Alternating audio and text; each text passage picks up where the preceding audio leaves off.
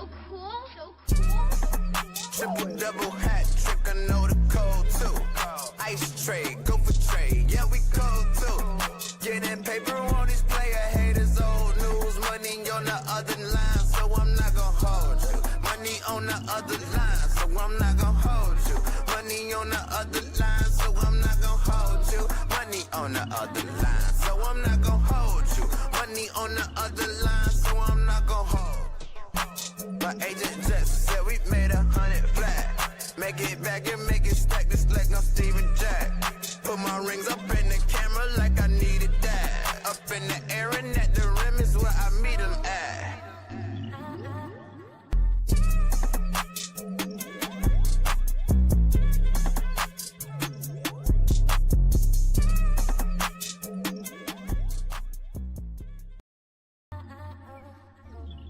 So cool. Triple double hat trick, I know the code too. Ice trade, go for trade, yeah we cold too. Getting paper on these player haters, old news. Money on the other line, so I'm not gonna hold you. Money on the other line, so I'm not gonna hold you. Money on the other line, so I'm not gonna hold you. Money on the other line, so I'm not gonna. What's going on, ladies and gentlemen? Welcome to a morning edition, first take get up early ass edition of I'm Not Gonna Hold You. It is your boy Scott Lewis. I am your host, and of course, you can follow me at BarbChairScott on all social media platforms. Man, I don't know who the hell's in the background fighting the background, but we need to work on our muting next time, people. But anyway, welcome to the early edition of the show. Man, we got a packed show for y'all on deck today. Of course, this is not a usual thing that we go on this early. We got Monday Night Football tonight between the Bears and the Vikings at Soldier Field. I will be in the building, holding it down, covering it for Barbershop Network, 79th and Hollis Podcast. I'm not gonna hold you, so I got to be there a little early. So we're doing the show early today, man. You know where to follow the Barber's Chair at Barberchair Co. And all social media platforms. Follow the show at INGHY Show on Twitter and on Instagram. Also follow our partners HB Media and at HB Media TV on Twitter and at HB Media on Instagram. And while you're at it, subscribe to our Patreon. Patreon.com/Barbers Chat Network. If you were watching this on your big smart TV, you can take your phone right up to the QR code and scan it. It'll take you to all the different tiers we've got for the Barber's Chair Patreon. If you listen to this on, podcast version or on your phone, you got the YouTube link. Everything is in the description box, man. So we appreciate y'all. While you're at it, also subscribe to my new YouTube channel if you're not already watching this on the YouTube channel. If you are, I appreciate you being a subscriber. I started this YouTube channel back in June. We have about 353 subscribers right now. Let's try to get that number boosted up to 500. So same thing, scan the QR code, click the link in the description box, man. So yeah, got a pack show on deck, and we're going to bring in my co-host today. Shane said I thought I was tweaking. I'm like, nah, you wasn't tweaking, brother. We here early trying to get y'all through y'all work day, man. But I've got my co-host here, the one and only Courtney Colobro. You can follow her at 1-800-Colobro on all social media platforms. And we've got back from the golfing range, we've got Dante here. You can follow Dante at October Zone Tay on all social media platforms. Bang will be joining us soon. He's got some business to take care of. So Courtney be holding it down for us also for this first hour. We're going to break down Bears Vikings in the local hour tonight as well. But Courtney, how you feeling? I'm feeling fantastic. It was a little rainy this weekend, but did get to enjoy some college football. Sans Arizona State disappointing me against Mississippi State. That was a very much a letdown. But the AP rankings, we need to have a discussion one day and sit down as a family and talk about the AP poll. The only thing that matters about the AP ranking is the Ohio State is number one. That's all that matters. Yeah. But we won last week by like 21 points, dropped down in the rankings. We lose again to an SEC team on the road, drop out of the rankings completely. It just makes no sense. I just would like some consistency. Well, Notre Dame somehow jumps a spot and they didn't even play. They also lost week one. None of it makes sense. I'm definitely down to have this conversation on Fridays. We'll get into more college football conversation on Friday. Also, Soccer for Dummies returns on Friday. So Tosin, who I know Tosin's having a shit morning right now.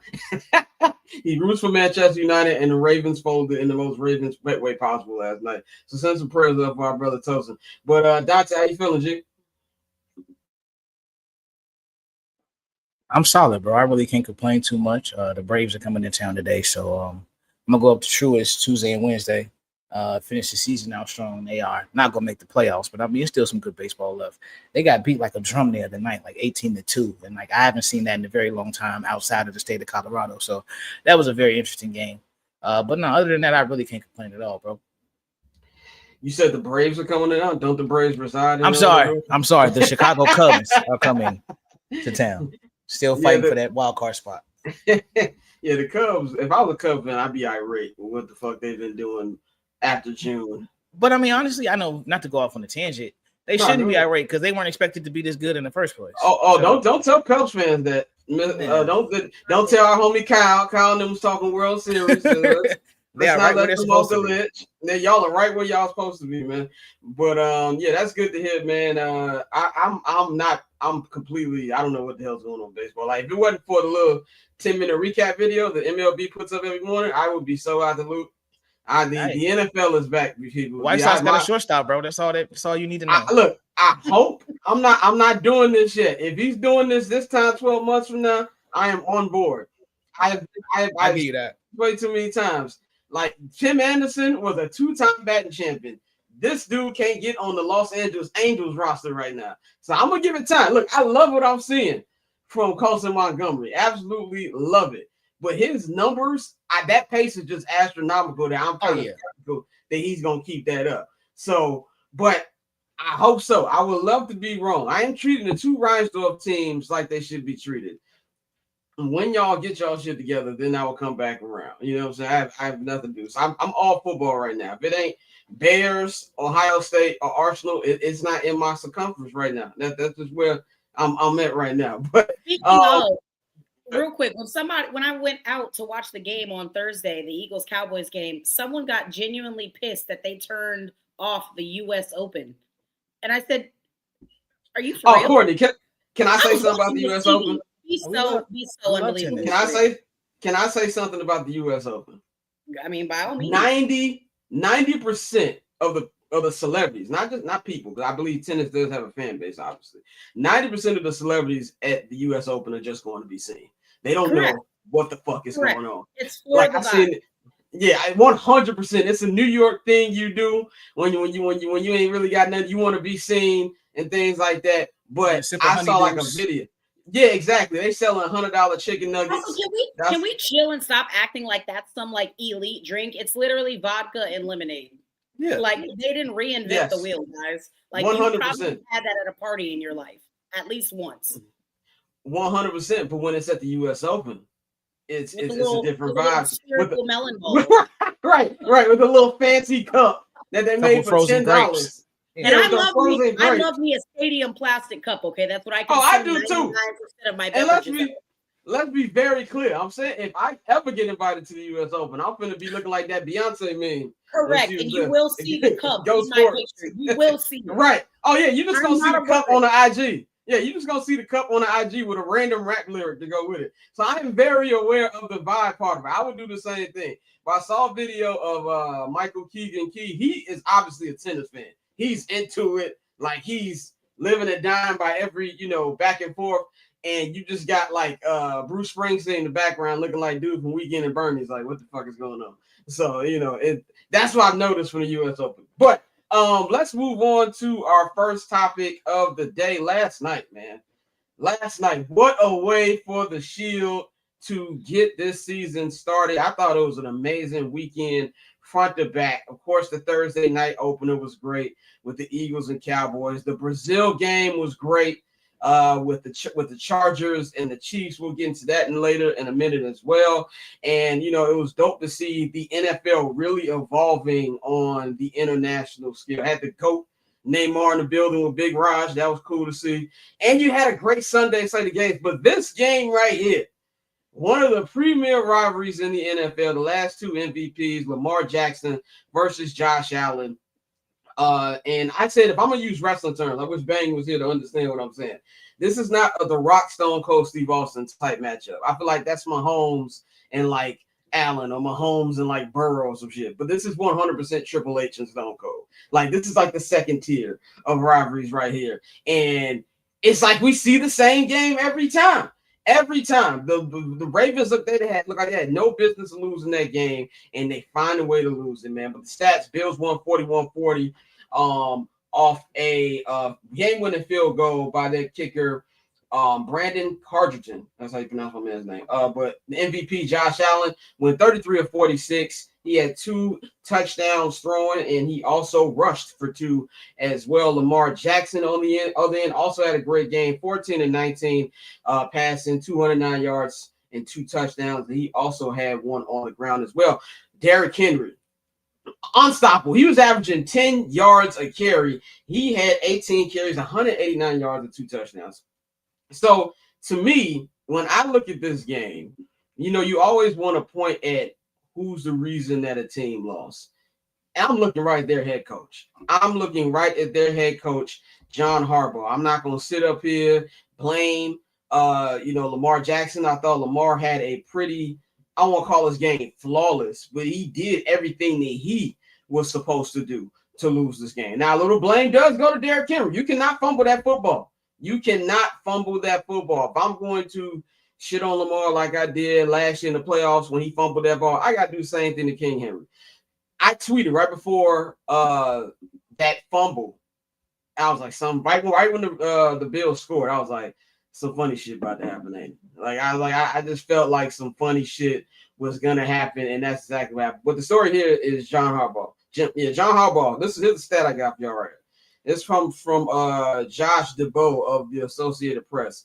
Did you know John Harbaugh has blown 17 double-digit second-half leads? That is the most by any coach since 1991. That is inexcusable. Inexcusable. You got like 6 minutes left in this game, and you have a 15-point lead. The Bills' defense could not stop this running game. Really couldn't stop offense at all. They were just running the ball. And then when they had an opportunity, Lamar's making great passes. And then it's like the Ravens just stopped doing what worked. They stopped doing what worked and allowed the Bills to get back in this game, allowed them to gain confidence. And I think we saw this we've seen this last couple of years with the Ravens. And I said last night, and I'm going to continue to say it, and it's the same thing for the Bills. Nothing these two teams do in the regular season really matters to me anymore. It's about playoffs. And that was, to me, I know it's just week 1, and we're going to do our week 1 overreactions in a minute. But that might be a game we come back and look and say, oh, that's why the AFC Championship is in Buffalo.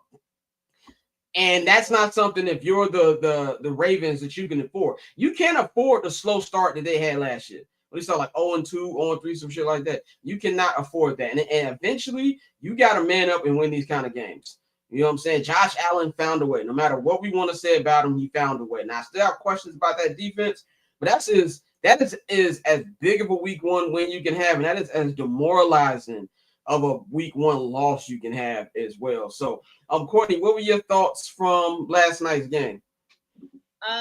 Well, I mean, again, I often say, and I do shit on this man from time to time, Josh Allen went crazy in the fourth quarter. The second half as a whole, was doing everything that he could. Now, mind you, there was that one near interception that I'm like, yep, he's still got a little dose of the bozo gene in him for sure, because there was no reason why he needed to make that throw there, and it was nearly picked off. Lucky that it hit the ground first. But no, it was a fantastic game. Josh Allen went like 16 for 21, like 200 and almost 270 yards in the fourth quarter alone. Dude went crazy.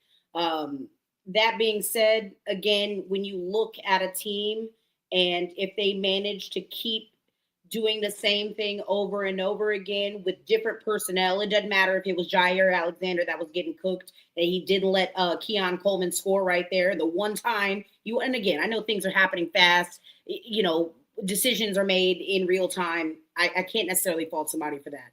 But Nate Wiggins, 2 fucking PI calls. Like, it's just little mistakes compounding.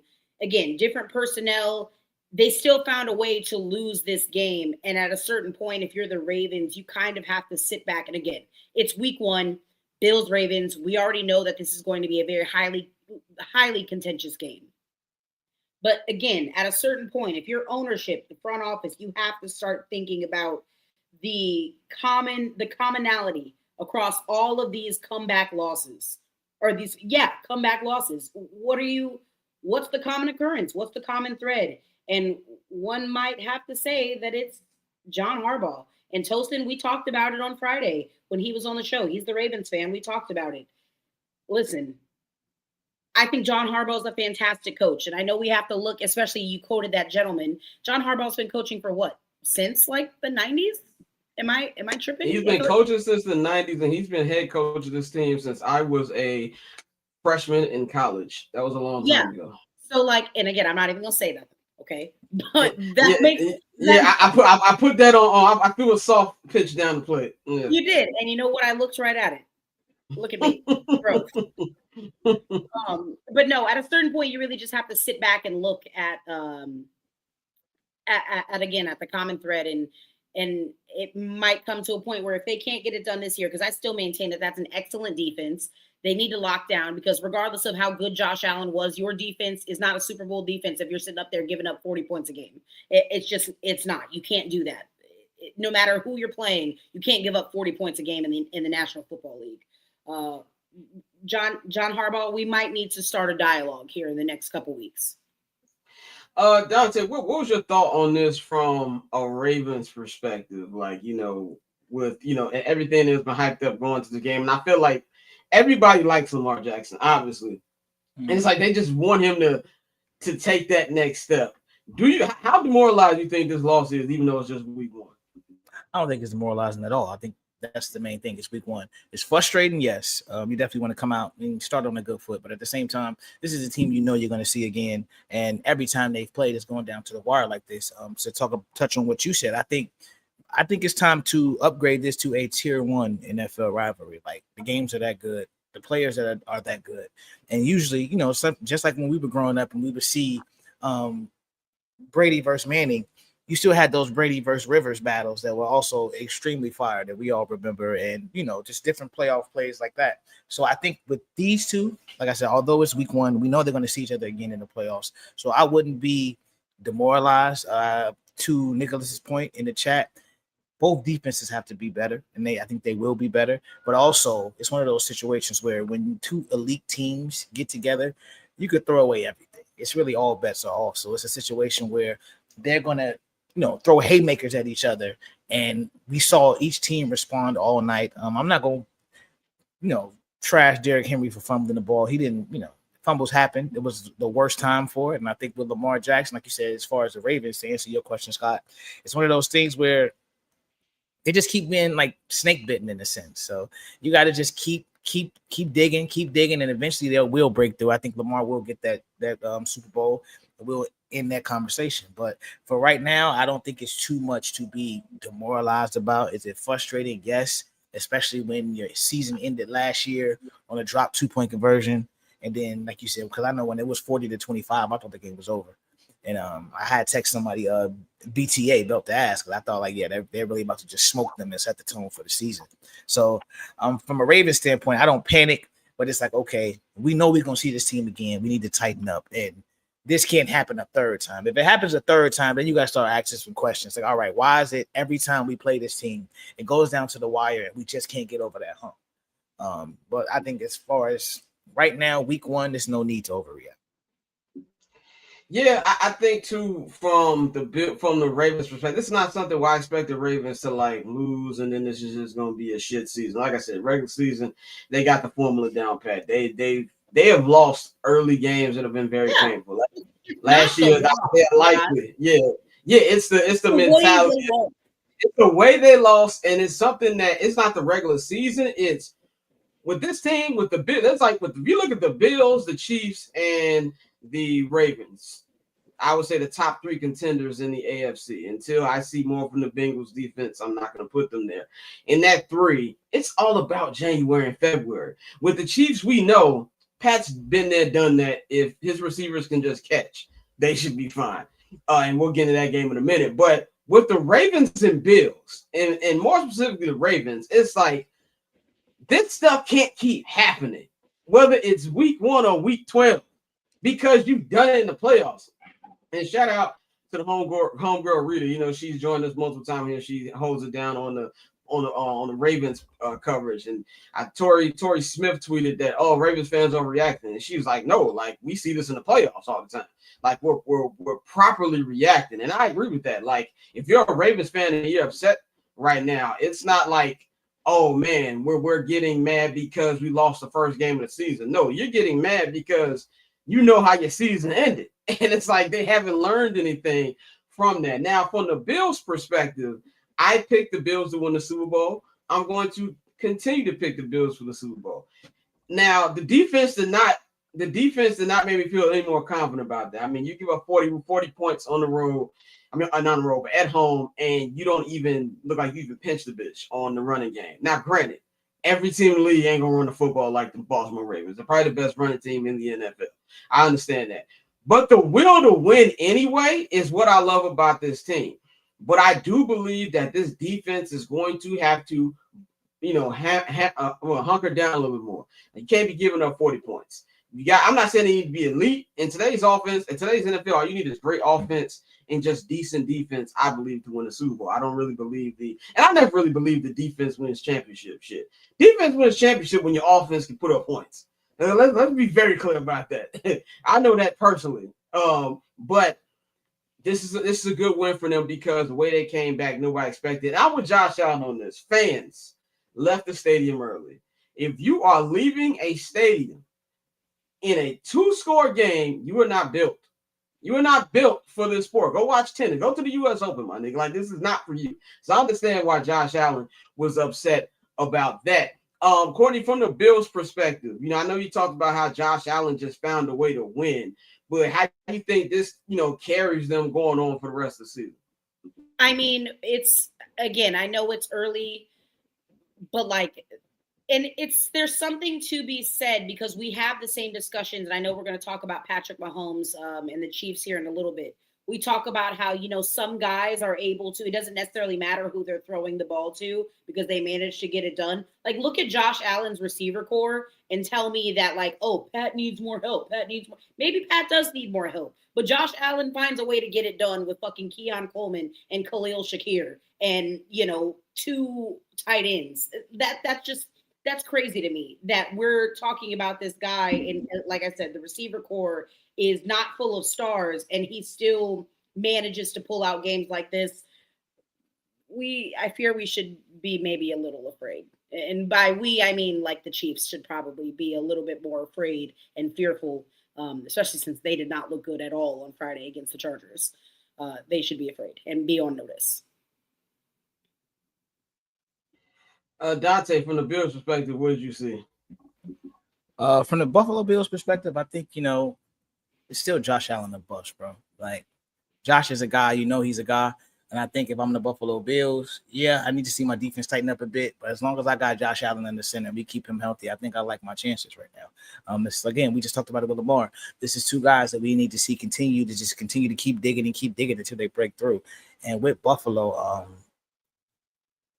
I'm not so sure he actually needs an elite receiver because, like I've talked about, y'all know how I feel about receivers. Like, that's the new quarterback. Like, they can draft a guy that's serviceable and like running back. Running back. Yeah, it's a new running back. Like, I'm not finna spend $100 million on a wide receiver when there's somebody from Slidell, Louisiana that's coming out running a 4.3 at 6'2". So at this point, I think it's a team that you have Josh Allen, you have the pieces in place, you have a great head coach.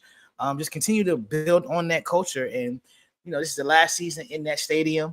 So, you know how poetic sports are. You can't really write a lot of this stuff. So it will be dope to see them not only hosting a snowy AFC championship game in their last season in that stadium and, you know, with the opportunity to go to the Super Bowl. So if I'm the Bills, this is exactly how I wanted to start my season, get a W in a game that, again, we will see again. You will see this opponent again, but it's like, you know, more of the same. We beat them now twice in a row. So you want to start to, I don't think you ever get comfortable with a guy like Lamar and the defense like the Ravens that we know are going to put on the field. But if I can keep beating you, it takes some of those nerves out when we continue to play and then we play in the playoffs, because it's like we know what this team is about, we know what they can do, and we're gonna be solid. Yeah, I don't know if I agree on the wide receiver tip, because I do believe you still need some great wide receivers. Like, that's the difference between a game-changing wide receiver and just a good wide receiver. I don't know. Deion Coleman looked pretty good last night. He looked great last night.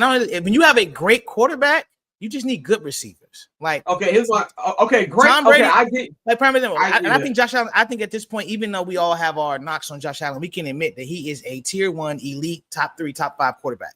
If you have that, get me 3 people that can catch the damn ball. I don't need. Are we all in agreement? I don't need Jamar Chase. I don't. Are we all in agreement that the tier 1 of NFL quarterbacks, in whatever order you have them, is Mahomes, Lamar, Allen, and Burrow?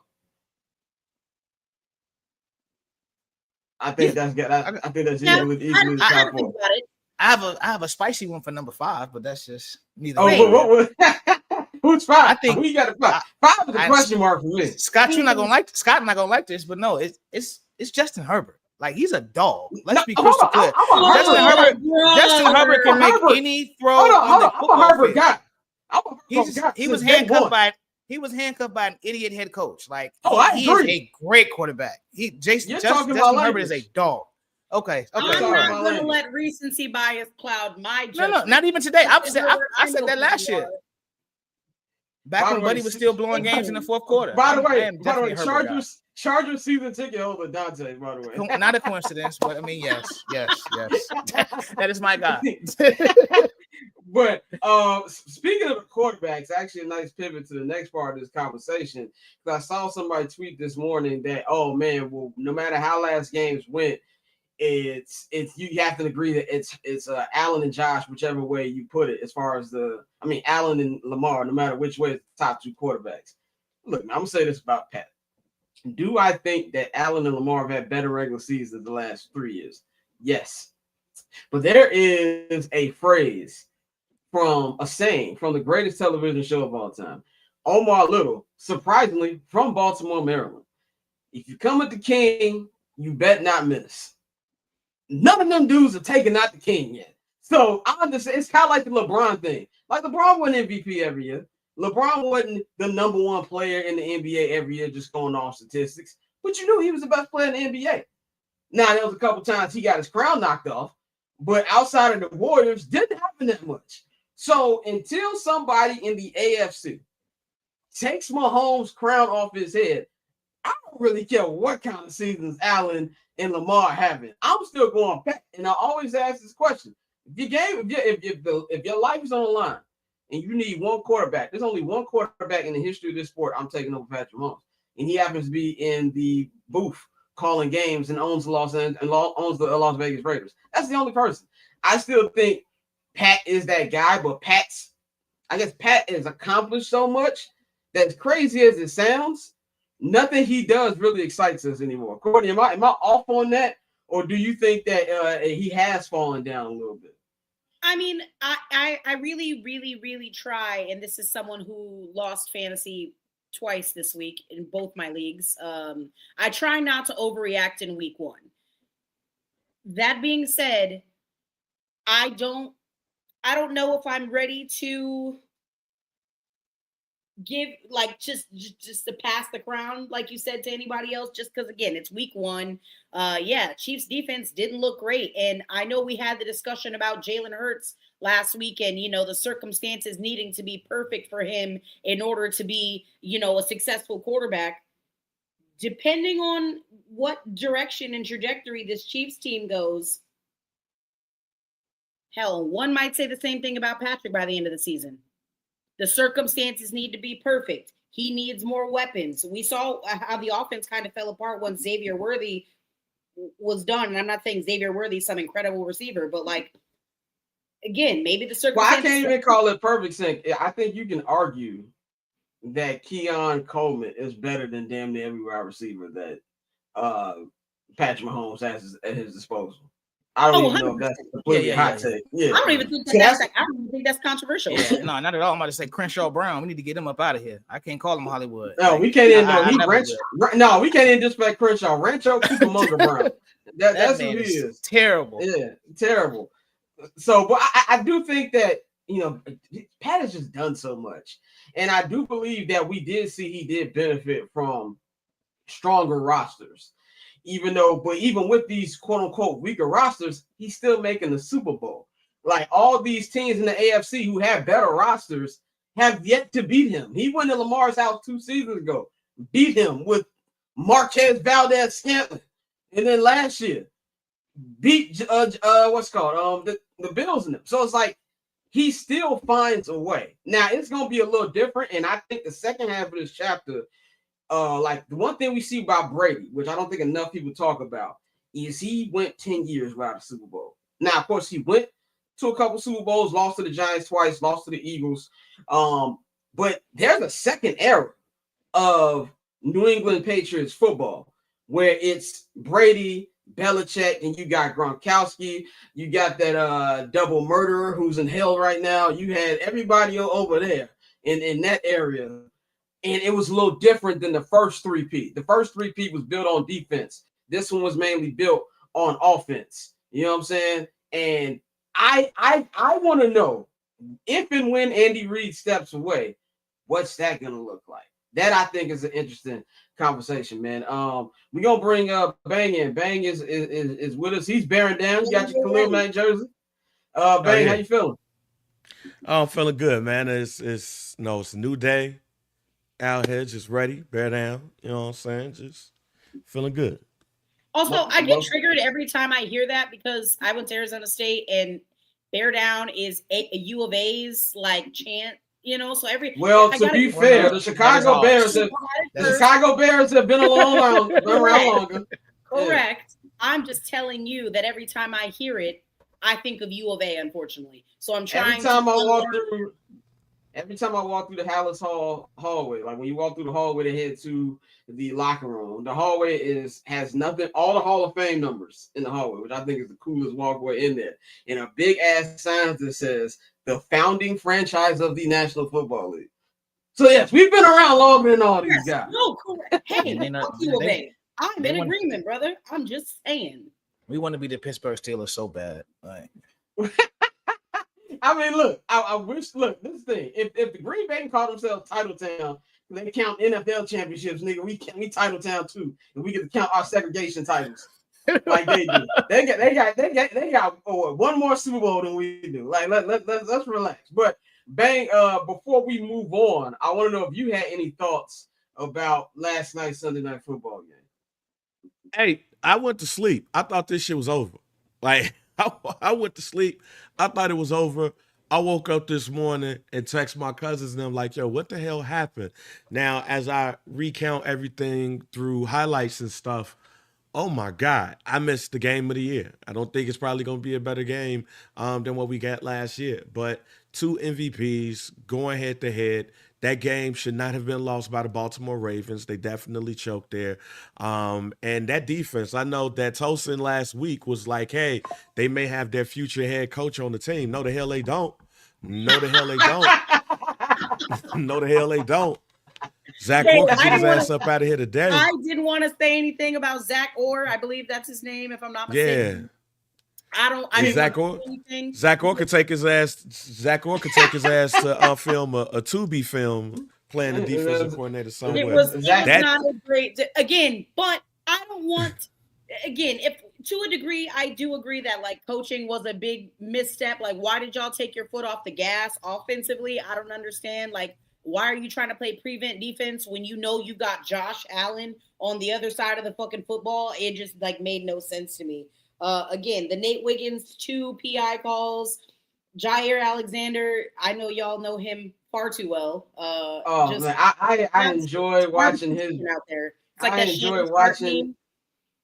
enjoy watching his ass get cooked up and down the field. I pray for that. He just talk. One thing I don't like about Jay, he always talk like he was Champ Bailey, nigga. Like, go sit down somewhere. Well, no, what Thug say? Man, get out the way. And that's how I feel about Jair, man. Like, get out of here. But no, Bang, I agree with you completely. I was thinking about Friday's show, and I was like, damn, he was talking about Zach Orr, gassing him up, and then defense went out sad. Defense went out sad. Cancel Christmas on that shit. Let's move on to one of Satan's strongest soldiers, Aaron Rodgers. Hold Look, on. man, Do we see this question in the comments? It's a question.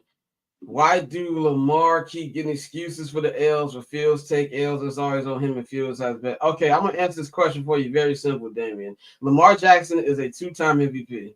Lamar Jackson has made it to the AFC Championship game. And most importantly, Lamar Jackson is very, very talented and actually lived up to his talent. Okay. Hold on. It's an overreaction that I'll get to later, but Damian, we will be unpacking this. I will before I get off this program today. My overreaction of the day. We'll circle back to this. Okay, we gonna circle back to that. Dante, you hilarious. But yeah, so last night we saw one of Satan's greatest soldiers, that is Aaron Rodgers. Aaron Rodgers completed a comeback last night over his former team, the New York Jets, 34-32. Aaron went 22 of 30, had 244 yards passing, threw for 4 touchdowns. The defense did great. Jalen Ramsey, telling y'all I am not watched yet, with a huge hit on Johnny Gillface, aka Garrett Wilson, to win the game. And then, our boy Justin had a great game. Justin went 16-22, 218 yards passing, 1 touchdown, also rushed for 48 yards and had 2 touchdowns. The last play, we can debate if he should have ran. We can debate if Garrett Wilson should have touched it. Should have caught it. I don't think either one of those are inaccurate. I think that maybe Justin could have ran, but also Garrett Wilson, you should have held on to that ball, man. But I look at it like this. I don't want to put too much stock in it, but at the same time, this might be one of the worst combinations we've ever seen. Like, this is like when your homie links up with your op. Like, I love Mike Tomlin. Like, he was a Bears coach. I love Mike Tomlin. He is one of the best coaches in the history of this league. He is Mr. Steeler at this point. And to see him throwing the fist up with this piece of shit makes me want to vomit. But at the same time, Aaron Rodgers, everybody who's been tortured by this man knew what was going to happen. I saw this in my sleep. For him to come back and win the game that he was able to win the way he did it. I unfortunately think this is a great thing for the Steelers, because I said the Steelers, even in bad seasons, win 10 games. And I think this is a great start for him. And honestly, as much as I can't stand Rodgers, there's 2 things I respect about him. One, he kept that same energy with the Jets, and he got that win and showed them, hey, I'm not all the way washed yet. And something that don't even got nothing to do with this game. I like Ryan Clark. Met Ryan Clark. He's a cool guy. But Ryan Clark was talking all of that shit about this man. But then when he got up to camp, was doing that former Steelers shit and tried to get a interview with Aaron. And Aaron was like, nah, like, keep the same energy you had when you was talking about me on TV. So I got to respect the anti-vax on that. But this, to me, is not good because of my haterism when it comes to this man. But if you're a Steelers fan, you got to love the way that this went, because this is a good omen for the season, in my personal opinion. DK Metcalf is just going to get better. This defense is always good. Jalen Ramsey looking like he has a little bit enough. And for Jets fans, my only thing to tell y'all, don't get too high off the Justin Fields highs. Look, I hope that Justin has finally found a home. I've seen this game before, though. Many times I've seen this game. And I've also seen games where he don't know what he's throwing. So I wanna make sure we pace this the right way. He even had games like this with the Steelers. So that was my overall thoughts on this one. Courtney, what'd you take from this game? I guess I'll be it's fine. Because I don't know if I'm going to have time to make it to the Overreaction Monday portion of this program. But well, we're going to let you get your overreaction right now. Correct. Yeah, my overreaction is Justin Fields is about to have a breakout season, and it's amazing what happens when you have a coach that doesn't treat you like shit. Not talking about your coach, for the record. I'm talking about his Steelers situation, because Justin Fields Justin Fields did everything he could in that game yesterday. One would argue it was a Herculean effort by him, but it doesn't help when special teams is fumbling the ball, missed 2-point conversions, receivers dropping balls. Dude did everything that he could, in my opinion. I think it was a fantastic game. Now, again, I know that y'all will say, oh, well, I've seen this show before, and I don't like the ending. I understand. I maintain Justin Fields is about to go crazy this season. I think he's in a good offense for it, and I can't wait to see it. That's my overreaction. Justin Fields is going to be fucking great this season. Now, Courtney, do you have to go now so we can get No, you no, out no. of here? Not yet. You Not got yet. more time? You got time? Okay. Yeah, I got But Dante, we know you were still one of Justin's strongest soldiers out here. What did you like from Justin, and what did you see from Rodgers that you didn't like?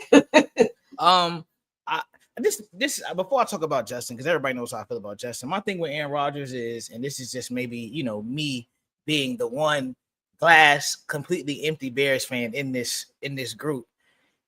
He's the best thrower of the football I've ever seen in my life. So when he does these things, I'm not surprised.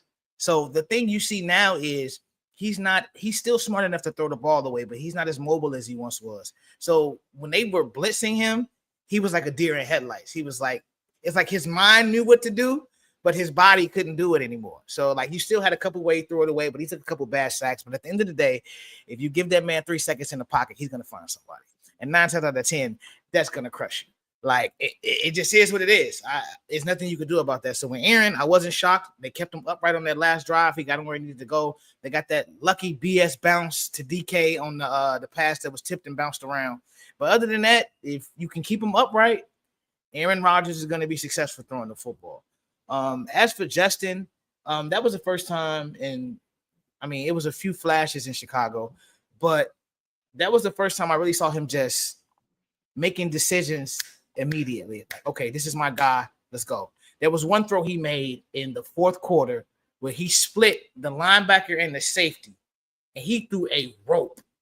And I don't think he ever threw a ball like that in Chicago. So I think this is a testament to, Aaron Glenn and them going to him and saying, hey, you're our guy. We're believing you. Do what you need to do.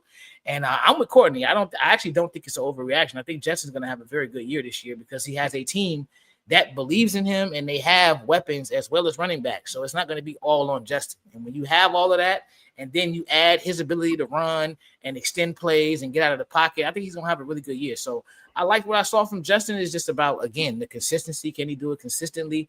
But if he does, I think he's going to have a great year. And I mean, like you said, Aaron Rodgers, but it's Aaron Rodgers. I'm not shocked anymore when he does stuff like this. That's just who he is. Now, I have a question for both you and Courtney. So quantify what great year means to me. Give me numbers. What numbers do you think? Because Justin still yet to throw for 20 touchdowns. So does he cross that, or is it going to be like a hybrid, like maybe 15? It'll be a hybrid on the ground. Yeah. It'll be more so like that. And I know people hate that comparison, but like the early Lamar before he was just slinging that joint, like when you had the mix of touchdowns. Well, not Lamar. Let me say Josh Allen. Remember when Josh Allen first got here? And it was a mix. Like he would throw for touchdowns, but he would run a lot too. I think with Justin will start to get that. And then, he was. But then, I think to my point, that's Justin. That's Justin in a nutshell. Like you're gonna get that mix. So I think I don't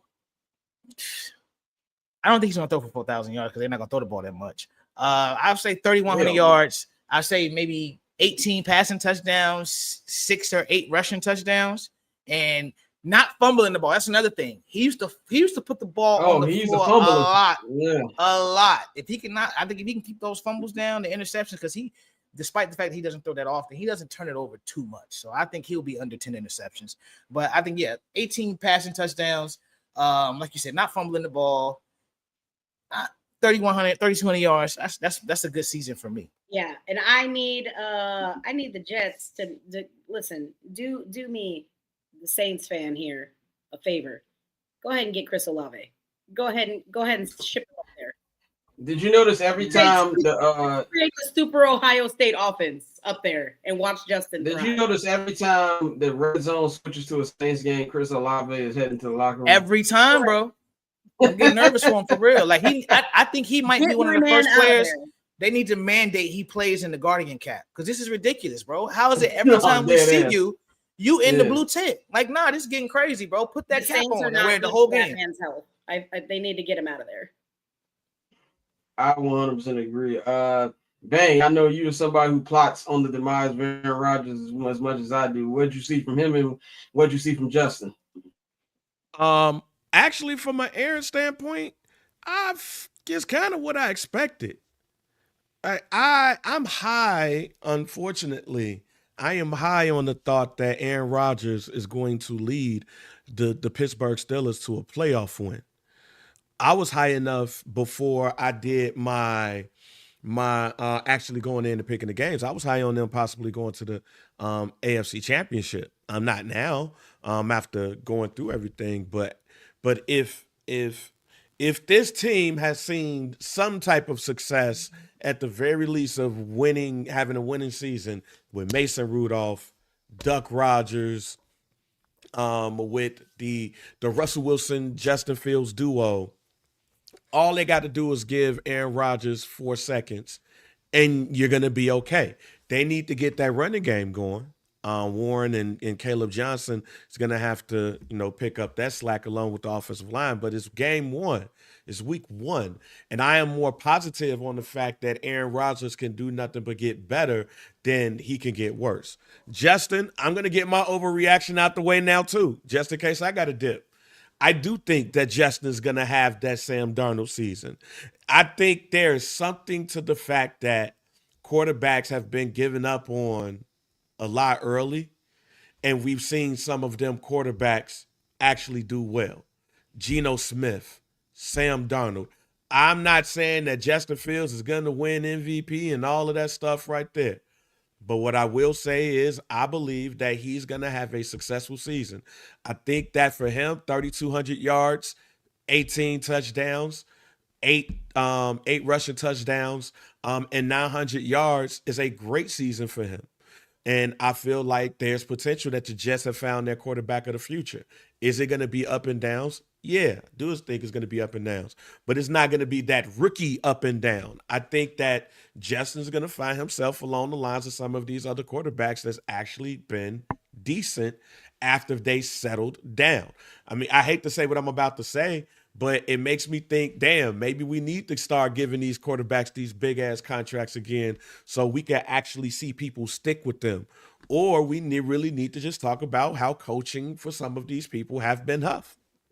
So Bang, real quick. You absolutely spot on. I agree with everything Bang just said. Yeah, so Bang, let me ask you this. So what you really saying is the Bears completely. No, I ain't saying that shit. No, I ain't saying that shit. No, I'm not. Because wait. I'm not going that far because if we would have did that, that means that Eberflus would have had to stay. No. No. That Eberflus would have had to stay. But it does say something to the people who you hire. Yeah. That Eberflus should look. Scott, remember the first conversation we had when they hired Eberflus. I said he ain't making. I said he's not making it to. That was after I said, "Who the fuck is Matt Eberflus?" Right. I was like, "Yo, we just know he ain't making it to the stadium." As long as my Justin Fields, Geno Smith comparison is slowly on that collision course, I am all for it. And he's younger. That's the other thing too. He would be younger in this case too. So no. And then plus, I've said this on this show. I've said this on some dude. Hey man, that mid-tier quarterback, we're back. Hey man, we're back. I love me mid-tier quarterback. We back. Man, you've been saying it. We need mid-tier quarterbacks and we need role players in the NBA back. Like, we need wily veterans. It improves the game, 100%. Yep. And since we're on Overreaction Monday, I'm gonna just say mine right now too. Me and Dante get those out the way. My overreaction: CJ Stroud is ass. Okay, the CJ Stroud we knew 2 years ago is gone. I don't recognize this dude. CJ Stroud is ass. Okay, I said it on Friday. The swagger gone, fam. I said on Friday the swagger's gone. He threw 2 of the most egregious interceptions I've ever seen in my life, and I'm a Bears fan. I used to blame Bobby Slowick for the Houston Texans offensive problems, and now Slowick is the passing game coordinator for the Bucs now. So he's gone. So who do you blame now? What is the? It is an overreaction, but also, yeah. He stinks. I don't think it's gonna be an overreaction. I swear, I don't think, man. This one we might look back at and be like, the swagger's gone. Like, see, the swag, we don't feel the same energy. Even with the interceptions we saw last year, we felt like, hey, man, CJ gonna be straight. No, man, that aura gone, G. I'm about to say, what the kids say, aura, the aura, it's gone. Yeah. It's gone. Again. Bro, who's the defensive coordinator for the Rams? That he was looking like Buddy Ryan yesterday. That's how bad CJ Stroud looked. Yeah. It would have been a blowout if Matthew Stafford had any function in his back. Like, for real. What'd you say, Courtney? Related overreaction, real quick, because I'm thinking about it. We're talking about coaching and things of that nature and how much it impacts a quarterback. Why was Daniel Jones balling yesterday? And why do we need to maybe unpack the fact that the Giants really just what a fucking masterclass in mismanagement? I'm gonna wait. I'm gonna wait on that one because Yeah, Miami Dolphins ass. Yeah, Miami Dolphins. Russell Wilson is not great. Hold on. Russell Wilson is not great. Okay. But why are people so anxious to throw Jackson Dart in there? Like, we're not going to start the cycle over of putting rookie quarterbacks in bad fucking situations and expecting them to turn. Hey, Courtney, I'm with you, but I watched that game. That's a game that I watched for that reason. I have no clue. But Russell Wilson is ass. 100%. And at this, but I don't think you're doing your rookie any favors. No. And all I'm him saying, right into the division. Cowboys, Giants, Commanders. I feel you, which is why I was about to say that I hope Jackson Dart is way better than what I imagined, because at this point, I'd rather have his ass in there than Russell. Russell ass looked like he just came from the BET Awards with Sierra. He looked like he had no reason to be out there, fam. I don't disagree with you. Yeah, he came off a promo 2 run. From a developmental standpoint, I'm with you. No, I think it's unfair to put Dart in that situation. No, the coach is ass, the team is ass. I'm with you. I don't think that team is as ass as we think, though. That's why I disagree. I think it's that's Russ. the thing. I don't think the Giants. I watched that game. That defensive line is woo. That defense is way better. I think that the running back situation is decent. They have an offensive line that's not healthy because Andrew Thomas is not there. I don't think that team is as ass as we think. If I look at a team that's ass, that's the New Orleans Saints. That's the Miami Dolphins. That team is ass. Are worse than the Saints, and I'll stand on that. The Washington Commanders won that game, and they did not look as good as you thought that they should have in that game. Look, JG brings up a good point. This is why I'm with you, Bang, when it comes to I think Jackson Dart is gonna be ass. Like, I agree with you, Courtney. In this case, though, I'm not sure. I think Jackson Dart is gonna be ass too, but I think you got to start him just for the guy that JG just mentioned. Malik Neighbors looks like the man trade request by the deadline. Like, he's had enough. He's like, look, I'm not used to this. Starting before like week 5 or week 6 because of the games the Giants have to play. Well, shit, that schedule gonna be tough every goddamn game. I want Jackson Dart right now. Maybe give him some time to just sit and watch. People, but Giants fans are already calling for Dart to start. No rhyme intended. I think look. Brian Daboll might be almost ready for him. He already said yesterday he has not been confirmed for week 2. His job's on the line.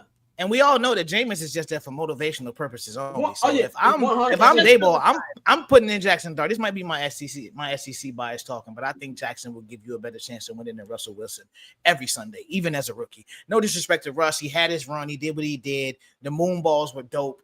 But whenever Russ gets under center now, it's like, okay, he's going to go 14 for 26 for 140 yards, throw a couple picks. Like, it's nothing that I want to see. So with a guy like Neighbors, I want to see if I can catch lightning in a bottle with Neighbors and my rookie quarterback. But for my overreaction, and Gary, you spoke on it. I hate to root for a black man to lose his job, but that brother in Miami will not be the head coach by the end of the season. It's over. It's over. Like, you talk about losing the aura, it's done. I don't care how many off-whites he pulls out and wears on the sidelines.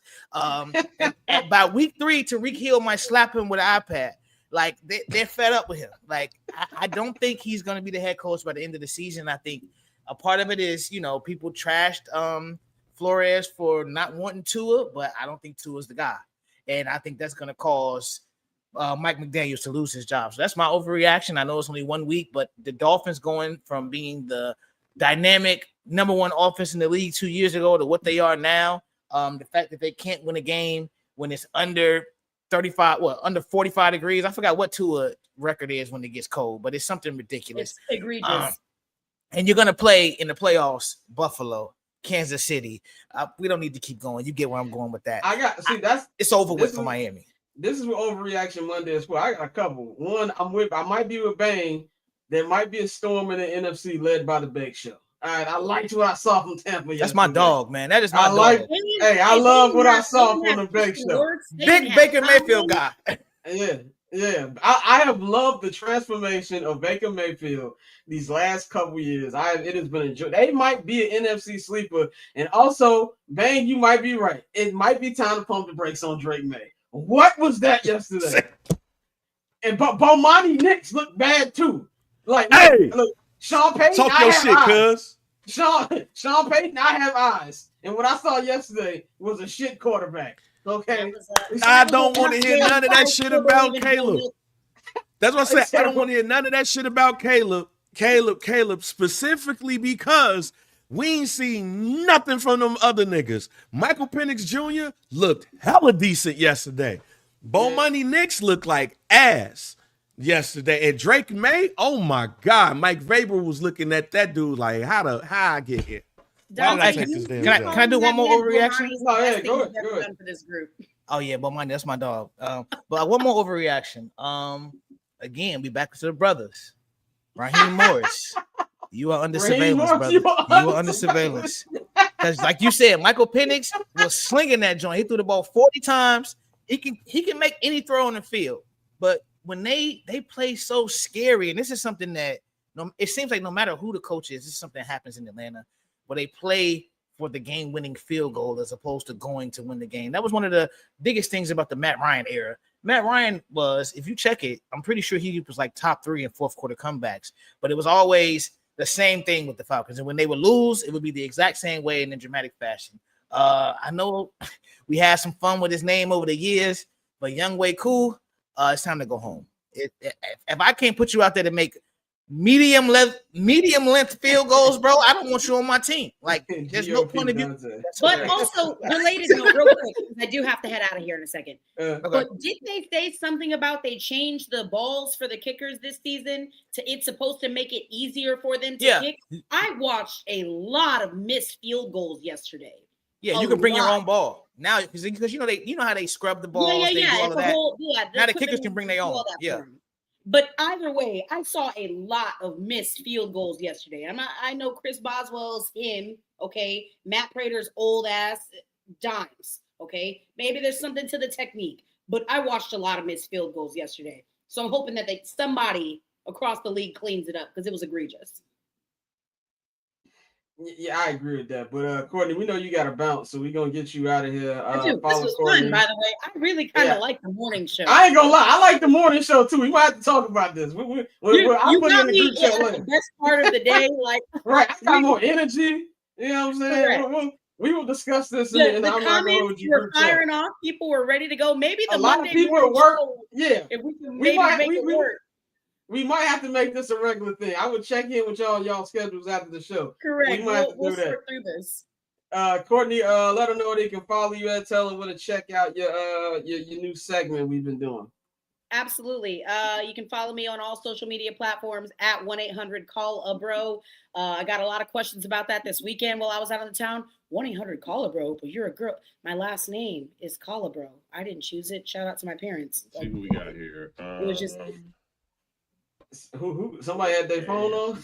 See him. Bang on the work meeting. Yeah. Bang got one of his comms open here. He said morning show better. Watch this shit. You know what? We might have to do Monday morning show. We gonna figure this out. After Sunday week 1. NFL, we might need to unpack this for sure. So I'm definitely at work. This is what I'd rather. Yeah, okay, we gonna figure this out, man. Yeah. We gonna holler at you on Friday. For sure.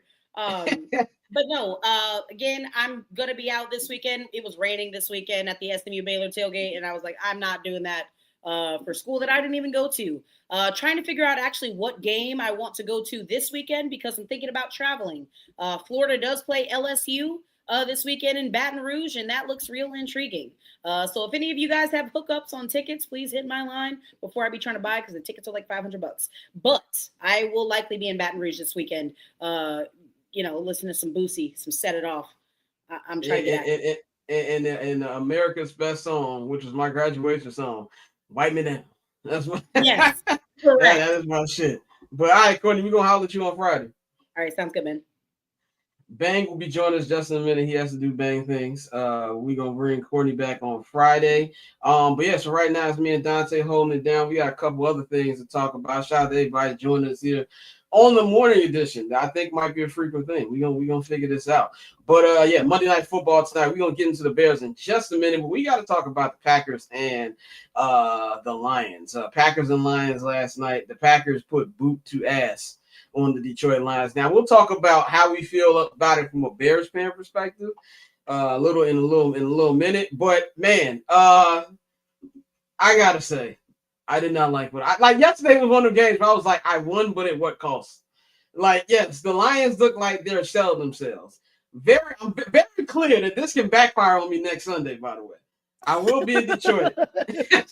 I will be in Detroit this weekend for the game with my Detroit family members. So I'm very clear. This could definitely backfire on me by this time next week. But in the meantime, which is what the NFL season is about, you talking shit. So I liked what I saw from Detroit. But Green Bay looked like how I was scared that they would look. They looked freakish. Did you see that Michael Parsons sack on Jared Goff? Like, he knocked like 4 dudes out the way. It was like a lion chasing a gazelle, and he just like took him down, bro. And it's like the thing that looked scary to me was Micah's clearly on a snap count. He's not 100%. And all you got, my opinion on Jordan Love has not changed, but Jordan Love can make the plays that can dice your ass up because LaFleur knows how to game plan for him. And that is the worst thing. Like, they just didn't give up. And I haven't seen a Lions team really since Ben Johnson took over look as dry offensively as they did. Defensively, I forgot Hutch was on the field. Like, they weren't doing anything. The offensive line, which is their prized offensive line, which is like the soul of their team, got flat out worked, not just by Micah, but the entire Packers defensive line. And I think this is a statement win for the Packers because, okay, this is our division. You know, we're going to get back to this. Now, from the Bears, I'm like, yo, we need to establish a little bit more order in this division. It needs to get back to just being the Bears, Packers, and we're going to put the Vikings and the Lions back their little ass place they need to be. But as a Bears fan, I was like, okay, this isn't good. But it was a masterful performance. I think for the Lions, now you're going to start to think. I'm not saying that their mentality is done, but if they lose next week to us, it's going to be DEFCON 1 on 8 Mile. But Dante, what did you see yesterday from that game? I mean, it's the reason I said that the Green Bay Packers will win a Super Bowl within the next 3 years. I think Mike is that good. I think that coaching staff is that good. And you talk about the youngest team in the NFL. So with Jordan Love, it comes to a point, and we talk about this often with young quarterbacks. If I can put you in a situation where, hey, bro, don't lose this game for me. Just don't lose it for me. You don't have to go out and win it. And he allowed him to grow into that and, earn his stripes, take his licks, and then become that guy that can go win you a game. But for right now, with the talent you have as the youngest team in the league, like you said, it is scary. But also, I won't say scary because we talked about this 2 seasons ago before we got slapped back down in reality. At the end of the day, if the Bears want to beat a man, you got to beat the man. So we're going to have to go through Green Bay regardless. So I know we have our hesitancies to just say the Bears are ready, and we'll get into that in the local hour. But in terms of the Packers, they look great, like I expected them to. And like I said, in the next 3 years, I think they will win the Super Bowl. But for Detroit, this is one where you have to start asking the questions because it's easy to just say, oh, well, Ben wasn't there, so the offense is going to be garbage. The majority of the players are still the same. So it's about finding that cohesion, finding that rhythm, because now you have a new guy calling the plays who, he's going to do things his way. I'm sure there aren't too many things that are different about that offense outside of terminology, especially with Ben being in the division. You don't want to have the same terminology when you go up and play the Bears. But I think for Detroit, it's just more so you need to take a step back and take a deep breath and not overreact in this situation. Because you're a team who was just, in a position to battle for a Super Bowl last year. So, the last few years. So if that's the case, you still have the talent. You still have an extremely good football team. So you got to just take a step back and not overreact to this. But if you are anybody in the NFC North, it's like, yeah, we're going to have to get it together because the Packers not going nowhere for a long time, bro. youngest team in the league. Micah 27. You're gonna have to consistently bring in talent, and I'm hoping that this put every general manager on, well, especially ours. Ryan Poles, hey, you see what they're doing. You see how they're building. You know that you can't have shaky drafts. You can't, half-ass free agency. You have to go out and get it because the Packers are going to be there every single year. Kind of like you said, in the 90s and 2000s when we were kids, it was the Packers. Like, we know what it is. We know what it's going to be. So, it's going. Our division is definitely going to be a dogfight, and I think next week will tell us a lot. Even though you still have 15 more weeks, next week will tell us a lot about the trajectory of the Lions. It's when they come and play the Bears. Well, when they play the Bears at home. When it comes to Ryan Poles, I'm like that clip of Jose Marino. He said, I don't want to get in trouble. If I speak, I'm in trouble.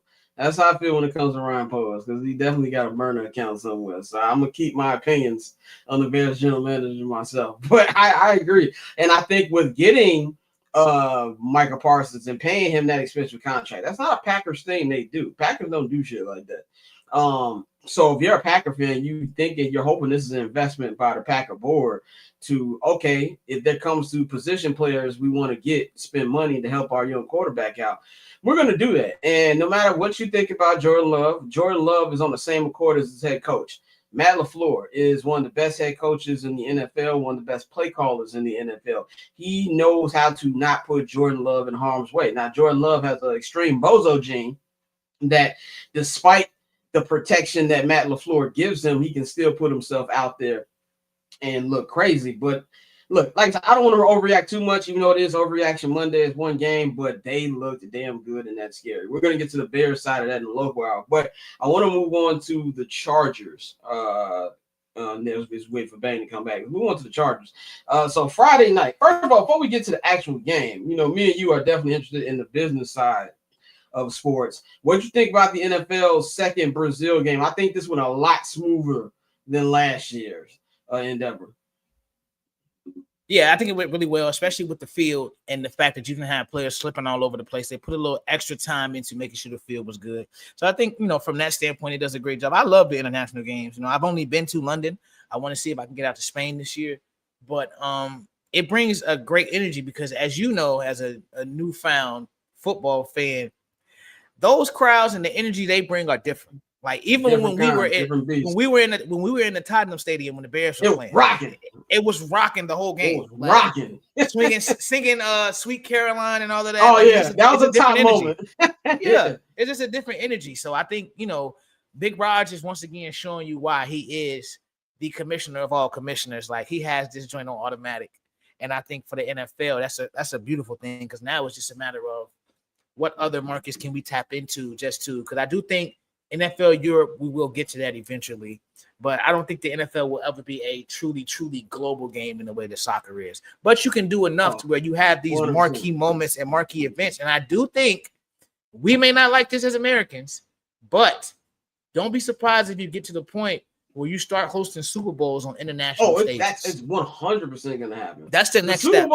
The Super Bowl at Wembley or Tottenham is 100% going to happen. Yes, they're going to have an international stage. Yeah, and this is gonna make fans even more upset. That game was gonna be on Peacock. yeah. And Peacock at 7 a.m. Congratulations. Yes. Welcome to the Super Bowl. People gonna be pissed, but no, it's happening. That's the way when you see all the streaming deals and the way the entire industry is headed that way. We're already there. Forget headed that way. You're gonna see it. So I think with Raj once again just showing people, hey, I'm the big dog. Let me show y'all how to do this, and it's gonna be amazing for the league. Yeah, I agree. And also from a business perspective, like I get, like when I look at these things, I always look at it from a business perspective and not from a fan perspective. And fans, I know, are not thrilled about having to go to YouTube for this game, having to go to Peacock for this game. We've seen a lot of people very upset with the NBA's new format. Like it's to the point where the NBA had to put out like a schedule on their Instagram. Now, for me personally, I'm all about quality of the games. If those games are on 4K, I don't give a shit. I will watch on whatever app that I have to. And I just think that's the new era. It's like we could say like I know people say a lot of things about streamers and podcasters. What we do now, this is the new, as Draymond calls the new media. We are the new sports center. No matter how much people hate it, it is what it is. You know what I'm saying? No matter people might not like the Castanats or the I Show Speeds. Those are the new TV shows. And this is just the new era of sports. You're going to have to watch a game on YouTube. And honestly, everybody got YouTube. So I don't even understand. They didn't charge for the game. As soon as I open up my YouTube app, big old ad, Chargers Chiefs. It wasn't hard to get. So from that perspective, I loved it. I love the marketing. And I think that each year, the UK fans, I don't, obviously Brazil, everywhere in Europe obviously is growing. But from the UK perspective, since we were there last year, it's growing. Like, yeah, that was a Bears home game last year, but it wasn't just all American Bears fans. It was a lot of UK Bears fans. Like, and since I'm new to European football, I've been obsessed with it for like the last 7 months. But what I've noticed is even some of their content creators are doing NFL content now because the game is growing over there as well. And I think that, like I said, it's never going to be too. I don't even think it's going to be as big as the NBA is over there, just because basketball is a global game. But it's going to be big enough that once you add that with how big it is in the NFL, they're an unstoppable behemoth right now. So from that perspective, I loved it. Go ahead. And I think this is also why they want flag football in the Olympics, because you just spoke on it with basketball. The dream team is why basketball is big all over the world. So that's why Raj said that if NFL players want to play in the Olympics, they can. Because that just puts another spotlight on his game, marketing, and you can start bringing more people in. So now, I guess I agree. I don't think it'll ever be on the level of basketball, but you're gonna start to pique that interest because you've seen over the past 10 years. Yeah, you're seeing the NFL merge even a little bit with the Premier League as far as like promoting. Like I saw when the Bears played last year at Tottenham, there was a lot of former players, not former, current Premier League players who were at the game.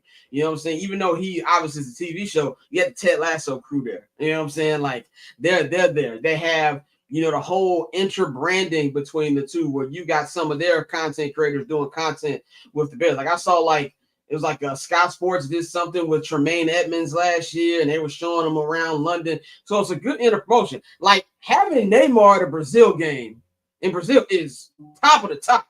Like Neymar is like God in Brazil. Facts. So that's what, and to answer JG question, I don't know if they'll have a Europe league. That European division is 100% coming though. There's gonna be an international division, even the way that Roger Goodell said it like not too long ago, where the players will spend a month in these countries and just play those teams in that division. I think we're probably still about 10 years away from that, but I do believe that that's gonna come to a place where you're gonna have all of that put together, and I think it's great for the league. And I thought the YouTube stream was pretty smooth. By the way, NFL, holla at your boy. I'm down to host any of these shits. Hit the email up. Holla at your boy. You know what I'm saying? He said, will Neymar's sister be at the game? Said I know this ain't got nothing to do with football, but it said, question, do you think Angel Reese is spit is right, even though she's speaking true? I think Angel Reese is gonna be on a different basketball team next year. That's what I think. I'll take it a step further. I think the name you need to remember with Angel Reese is Liz Cambage. When you start to ruffle too many feathers in this league, this is still a league where they don't have a problem with saying, okay, you can go somewhere else. You can go somewhere. But also I think, and she was right though, let's be clear. No, she was right. But I do think that even on the Liz Cambage thing, we'll get back to football in just a second. Angel's brand is 1,000 times bigger than Liz, so she can make money on the side. Yeah, so she'll make money both ways. But when you hear that, like, teams are weary of that as well, like, having to deal with all of that, it's a lot. But the Chicago Sky, I was just texting somebody about this earlier. I was texting Shake about this, bro. We talk about every Chicago franchise being terrible, but I don't think there's a team with a track record for tearing down their players. And I'm talking about, go back to Candace Dupree, G. Like Candace Dupree, Sylvia Fowles, Gabby Williams. Any good player the Sky have had, they've run them off every time, without fail. So that's a good question. You know how bad you gotta be to lap the White Sox and the Bulls in this city, bro? You gotta be. Spoon changed Angel's career, and they fired her. They said, "Oh, you want to help our best player? You got to go. Get out of here." What?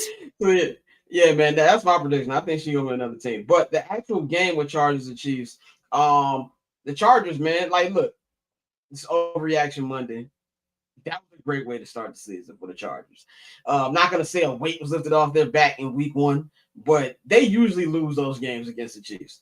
They survived all of the theatrics by the Chiefs. The Chiefs' offense did not look the same after Xavier Worthy left that game. But this is something where I look at it more for the Chargers more than the Chiefs. The Chiefs are going to be fine. The Chiefs' question mark is, are they going to win the Super Bowl? That's the only thing right now. Like, I'm not worried about Chiefs regular season whatsoever. If you're a Chief hater, I know that was a great hate watch for you to start it off. But I really saw a lot difference in this offense from the Chargers. I love the play calling. If you're going to beat the Kansas City Chiefs, you cannot have pussy play calling. And they went for it. They went for the game. They went for it on 4th down. They were aggressive. And that's why I loved what I saw last year. And I know a lot of people out there was like, oh, Keenan Allen looks good. Let's stop acting like Keenan Allen was bad last year with the Bears. He was not. In fact, he was their leading receiver. He had, 10 touchdowns. Keenan Allen looks great. with the Bears last year. The reason he's not a Bear is because he's older, and they drafted Luther Burden III, and they also want to give Rome more targets. If there's anybody's who's probably looking over their shoulder, it's DJ Moore. We'll get into that later. I'm not ready to open that bag of worms right now, but that's what it was signaling to me. But I like what I saw from the Chargers. Still got to go through the full season, but punching the Chiefs in the mouth to start the year, I thought that was pretty good. Dante, what did you see from this game? Yeah, like I said, G Herbo, that's my guy. I think he's an elite quarterback. He finally has an elite coach. One thing about Harbaugh, he's won everywhere he's gone. We've always seen the success. We talk about culture a lot in sports and how like people have to put their personality upon their team. This is somebody who a part of his personality is winning. Say what you want about the man. He wins. That's what he does. And I think this is a situation where a lot of the, like I said earlier, the issues that they had when Staley was the head coach and just poor decisions that put that team in bad places and caused them to lose games. Harbaugh's not going to do that. And so I think this is a good group. I would like to see them call Miami about Tyreek Hill. That's just me personally. I think that's somebody, I know people are trying to put that reunion with Kansas City together. But if I'm the Chargers, I make that call and see what's up. Because getting an elite wide receiver on that team with Herbo, I think that would help them a lot. Khalil Mack, you are a few snaps away from Family Man records, but we always gonna have love for you. Few snaps away from joining us on the podcast.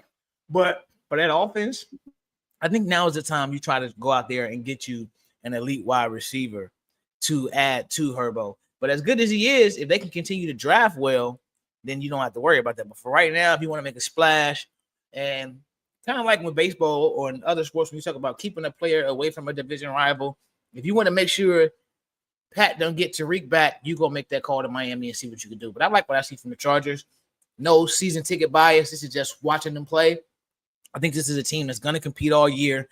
We may have been a little too soon on the Raiders, so I don't think they're going to year one and really compete. So this is a division that'll be between the Chargers and the Chiefs.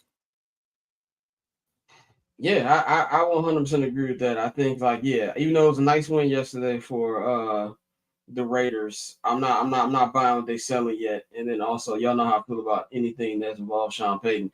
But we're gonna move on to the local. I don't have a graphic because, like I said, this is an early show, and I was sleepy last night. I didn't get a graphic done. That's my fault. Bang is still preoccupied right now, so I'll sing the song. It's the local hour. There we go. See, I got a little vocals on y'all. But anyway, we got some news finally on the Bears Stadium. So this is from the Chicago Tribune. Shout out to Mikey for, Mikey is our silent producer on the show. So shout out to Mikey. But this comes from the Tribune. The Tribune says that the Bears plan to release a plan. Thank you. Yeah, the vocals is good. See, Bang, I'm already replacing you on the vocals. I'm on my head. But yes. Local hour. But this comes from the Tribune. The Tribune says the Bears are meeting with Arms and Heights and everybody out there on that committee or whatever in October, and their plan is to release a step-by-step plan for the stadium in October that will involve breaking ground in spring of 2026, and they should be ready to open the stadium on the 2030 home opener, which is about 5 years from now, which will really be about a 4.5 year building process if they actually do put shovels in the ground in the spring, which is the usual. I know some people's like, that's forever, but that's the usual time to build a stadium. It's usually about 4 to 5 years. I know SoFi took 5 years to build. I think they announced the Rams are coming back to LA in Ben, correct me if I'm wrong, because you were in St. Louis. I think it was like early 2015 that they announced it officially. Yeah, and then SoFi was done around August 2020, even though nobody got into the building until 2021 because of COVID. And also the Bears, here's big news here. The Bears plan to fully finance the stadium themselves. It's almost like billionaires should do what billionaires should do. For me, this is good news. I still kind of don't care yet until the actual shovels are in the ground, until we see pictures of Kevin Warren, Ryan Poles, Caleb Williams, George McCaskey with the construction hats on, doing the thumbs up. Until I see that picture, I don't really care that much, but I think this is good news, especially the financing part, because that was a holdup. So, yeah, I think this would be great. Once I got through the initial, oh man, the Bears should be in Chicago thing. I think this is a need. We had multiple weather stops this week in the NFL, which was, come on, man. That's kind of like everybody needs a dome. So I'm with it. And I'm with it with this. They said it's going to be a retractable roof. They're trying to do something like how, not a retractable roof, but the roof's going to be kind of built like SoFi, where it's not really roof, but translucent at the same time. Yeah, translucent. There you go. It's going to be something like that, which I think is perfect. So hopefully this is the timeline that sticks. I do think that the state is going to try to stick them for as much money as possible, because they don't want them to leave the city of Chicago. But I think this is good news on that for a bank. Do you have any take on this new stadium news at all? At this point, let's just go ahead and get this out the way. Like, what is holding us up? Go ahead and have the conversations, and let's go ahead and get this started. Like, that's where I'm at right now. We gonna open up in 2030. I bet we got something. Yeah, and real quick before we move on, Roger Goodell, I know you don't need many ideas. You're a man of many, and you do it well. But I got one for you. A league-owned stadium fund. Because right now that is the trend that is going, where you're seeing more teams where they're paying for the league themselves, they're paying for stadiums themselves. If you have a team that needs a stadium, that team, that owner should be able to come to those other owners and say, hey, we're in business together. Let me get a loan and I'm gonna pay you back. Like, whether you do revenue sharing or whatever. This is a $1 billion league. All your teams are in the green. Everybody's making a lot of profit. The league has enough bread to where they can help these teams. If you really want to get new stadiums in certain cities, you can help these teams without putting the burden on taxpayers. Because, and don't get me wrong, we've seen a few cities where they've paid off these stadiums early. Minnesota did it, and another one just did it recently. But at the end of the day, given the way our economy is, and like, let's be clear, the stock market and the economy are not the same thing. Like, a very small portion of people actually own stocks. So when the stock market is booming, that has nothing to do with the overall economy. Cities, states, they cannot afford to pay for these stadiums. You all are rich as fuck. So we're at a point where it's like, all right, let's put this fund together. So I love what the Bears are doing. I think it's going to be great. We hate to see them leave, but given travel time, parking, walking 3 miles to the stadium, you're going to spend about the same amount of time. So just go ahead, hop on that MARTA. MARTA's in Atlanta. Hop on that Metro, head over to Arlington, enjoy the game. If you don't want to come back, commute back and get you a room out there. But it's one of those things where it's just a matter of they need to own it for revenue purposes, which will help the team be better. So I'm all for it. Let's get it over. Unless the city was going to rebuild Lakeshore, we were never going to stay on the lake. That's just the reality of it. So here we are. Yeah, I agree. And I think less people be complaining when we get other stuff like WrestleManias, the Final Fours, the national championship games. Like, there's so many other things that can come to Chicago for that. And let's be real. I saw a lot of people complaining, but it's going to be more expensive. Let's be real. I don't know if y'all saw the tickets for tonight's Monday night game, but if you can't afford, y'all motherfuckers can't afford the price of Soldier Field. All right, so that's the NFL in a nutshell. It costs $400 just a look at an NFL stadium nowadays. But let's have like a vibe check, man. Monday Night Football tonight at Soldier Field. I will be holding it down with my brother Flows from Soldier Field. Monday Night Football. This is the Bears' first home Monday Night Football game in 4 seasons since 2021, against the same Vikings. I heard that was obviously an uneventful game because I do not remember it. I thought this was the first home Monday Night Football game since 2018, but I was mistaken as I was corrected by that. But this would be my first Monday Night Football home game. I've done a couple Monday Night Football games already, but they've been on the road. This is my first home game, so we'll be holding it down. I might do some pre-game content from the press box. Not sure yet, but yeah. And if you're looking for 79th and Hallis, so we're gonna do like a longer version of our on-field video today because we're gonna be getting in so late.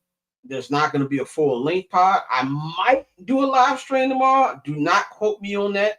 Do not quote me on that because I'm not expecting to get into the house till 2 a.m. tonight with all the stuff we have to do after the game. So, but worst case scenario, there will be a 15 to 20 minute recap video up on all our YouTube feeds and our Twitter feed to recap last night's game. And of course, me and Mikey will probably talk about it a little bit on Thursday when we do our preview podcast for week 2. So, but yeah, bang, man. Well, what's the vibe check, not just for tonight, but especially coming off last night's Lions-Packers game? What's your vibe check right now? So 2 things. I'm gonna go ahead and give up everything because I got to be a suit in 2 minutes now. But vibe check, I'm feeling good. Like no, I am feeling good. I am feeling confident, cautiously. Like I just got off of a meeting and everybody knew what I was gonna be having on. They know I was gonna be like bear down when I start, and after I've ended my thoughts. So I feel good. Like everybody's talking about the game tonight. Everybody's talking about Brian Flores' defense, but Caleb actually performed had a good game. When shit was going down, when Thomas Brown was the head coach and there was a lot of turmoil. He had a 300-yard game in that overtime game. Overtime didn't go the way we went, but he's had some type of at least this, statistical success when it comes to Brian Flores' defense versus him and Ben. Plus, Ben Johnson has not lost to him as an OC, so we'll see what happens there. As far as the season goes, as I said last week, I feel like we are in improvement stage. I don't know if we're going to be there quite yet, but I feel like that at the end of this year, we're going to feel like we have the right coach and we have the right organization in place in order for this to grow. And just last but not least, I'm just happy that these games are starting, even though the Chef Wickersham book comes out tomorrow. And we definitely need a win because then when that comes out tomorrow, explosive quotes and all of that stuff. Yeah, you can't lose to the Vikings with the stuff that's in that book. Yeah, you can't lose. Yeah, but I'm excited to hear the game start, and I think that the Bears is gonna win 27-10. I do think that the Bears look. If we're looking at the QBs, Jaden Daniels looked good yesterday, in his first game of the year. Drake May did not. Michael Penix Jr. looked good yesterday. Bo Nix did not look. So I'm erring on the side of Caleb Justin Williams looked look good tonight. You know that was a couple years ago. I'm going to err on the side of that. So I got the Bears winning tonight. All right, Ben, we going to let you be Tom Wamsgans. We will holler at you on Friday, brother. Peace out. Yes, sir. Yeah, man, my feeling right now, this is the first, I was telling my homie Kev the other day, shout out my boy Kev, and we was in a group chat, me, Kev, my homie Lotto, and we were just talking about how we feel about the season. I was like, this is the first Bears season I can remember where I don't really feel anything. I haven't really thought too much about it. And this is kind of like why, I obviously becoming a member of the media has changed my fandom because I know how the food is made. I see these players all the time. I see the work ethic that they have. I know the people who work for the team. So like you when you're a fan, you look at it a lot differently. When you see behind the curtain and you're around the people who, make the food, stir the drink, you look at it a lot different. And obviously I can't show my emotions in the press box. So I fan a little differently when it comes to the Bears. But the reason I'm kind of like, I don't know what to expect because it's kind of like what we said almost 2 weeks ago when we did our preview episode. Anything can happen this year. If this team went out there and won 7 games, would not surprise me. If this team went out there and won 12, 13 games, won a division, won a playoff game, would not surprise me. I really feel like it can go either way. The only expectation I have is I feel like if this team is relatively healthy, this team should at least win 8 games. That's just my personal expectation. But I don't know because I have a lot of question marks about tonight. There's some injury concerns I have. I'm concerned about the TJ Edwards. That's the one I'm most concerned about. Not really worried about Jalen. Jalen's going to play. Even with him on a snap count, having Jalen on a snap count is better than having no Jalen at all. Not too worried about Kyler either. I do believe Kyler's going to play. And even if he doesn't, I think the strength of this defense is clearly the secondary. Not only from the starting position, I think the secondary has depth. So I'm not worried about the secondary. I'm worried about the linebacker core. Look, I cover the team. I have no idea who is TJ Edwards' backup. like I don't have the slightest idea who's TJ Edwards' backup. And that's telling you something. So I'm worried about that. I think it's going to be a big Aaron Jones game. I think both teams are going to run the football. But coming off last night's game, I was like, oh, this is 30 times bigger must win it is. And the reason I say that is I smell blood in the water with the Detroit Lions. Not to say that we're going to for sure beat them. Look, we go to Detroit this weekend and get smacked. It wouldn't surprise me. But if you're the Bears, and Ben Johnson, one thing I know from being around this man for 7-8 months, he's a psycho. He's not all the way got it right up here. And even the way he responded when Kay Adams said, oh, well, Jameer and Amon-Ra said that you were running the same place. He ain't like that shit. So I know even in his head, he's thinking, yo, if I can just get past this Vikings thing, we got a chance to go 2-0, stay on par with the Vikings, and we can go to the Ford Field and beat my former team. And I'll show not only the team and the guys who I used to be in the trenches with, but show that fan base who are very ungrateful for the things that I helped them accomplish, that I'm that dude. And I think that's why I'm like, okay, it's week 1. Don't want to put too much on it, but I always said if this team is going to win 8 or 9 games, it is imperative that at the worst you start these first 4 games 2-2. So I feel like they got to win tonight, and I do feel they win tonight. I get Banks at 27-10. I think it's going to be a lot more closer than that. I think it's going to be 20-17. I think it's going to be a field goal difference. But I expect Caleb to have a solid game. And when they asked Ben on Saturday, what is the game plan? Not the game plan, but what do you expect from the quarterback? And he was like, win the game. That told me they finna run the football. And then he said, oh, I have a lot of trust in Cal Monunga. And the reason that stood out to me, because he said, oh, I don't really trust the rookies yet. So that's what stood out to me. But Dante, I know you're lower on the Bears than most of us, but what's your vibe going into this game? And even especially after watching how last night's NFC North game went?